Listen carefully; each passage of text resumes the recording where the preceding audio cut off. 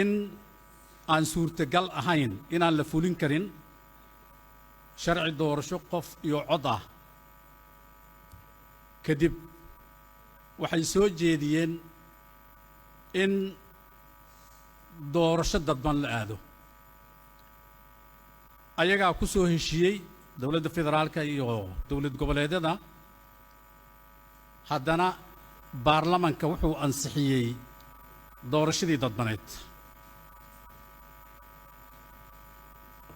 17 September waa la socotaan heshiiskaasi wuxuu ahaa heshiiskii loogu talagalay in doorasho lagu galo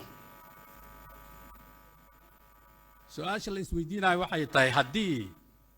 doorashadii 2021 oo aan dhahnay doorasho toosan hala galo lama fulin karo la yidhi tii hadda lagu heshiiyeyna suurtagal weli noqon weysay in lagu heshiiyo xalka waxaa laga rabaa baarlamanka federaalka waxaan rabnaa markaa dhowr qodob inaan caddayno waxaa laga hadlaa waxaa waay doorasho ayaa laga hadlaya iyo goormaa la qaban karaa halkan looma fadhiyo muddo kororsi wax la yidhaahdo waxaan rabnaa dadka qaarkood oo su'aalahaasna weydiinaya ajandaha maanta waxaa waaye qodobka 9aad ee dastuurka ku-meel gaarka ah madaxweynaha jamhuuriyadda federaalka Soomaaliya wuxuu u ogolaanayaa golaha shacabka mar walba inuu la hadli karo codsigaas ka yimid madaxweynaha jamhuuriyadda federaalka Soomaaliya ayaad halkan ku fadhidaan kulankan ma aha kulan wadajira ma aha waa kulan uu leeyahay golaha shacabka ee baarlamaanka federaalka dhowr jeer halkaasaan ka sheegnay waxaan dhahnay golaha shacabka diyaar uma aha khilaafka inuu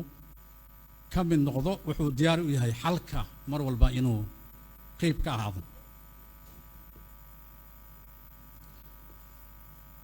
waxaan rabnaa marka saaxiibadaanada sharafta badan senatorska aqalka sare ka socda kulankan waa kulan golaha shacabka keliya uu leeyahay waay warbixinna waxaa laga dhagaysan doonaa madaxweynaha jamhuuriyadda federaalka Soomaaliya waxaan codsanaynaa madaxdiinana ay naga codsatay qoraalana la soo diray waa aragteen oo social media email walba lagu soo qoray kulankan inayna qayb ka noqonayn aqalka sare saaxiibadaanada sharafta leh marka waxaan ka codsanaynaa saas inay u fahmaan si aan khilaaf iyo buuq uusan u dhicinna waxaan ka codsanaynaa in kulankan loo daayo keliya golaha shacabka aad iyo aad u mahadsantihiin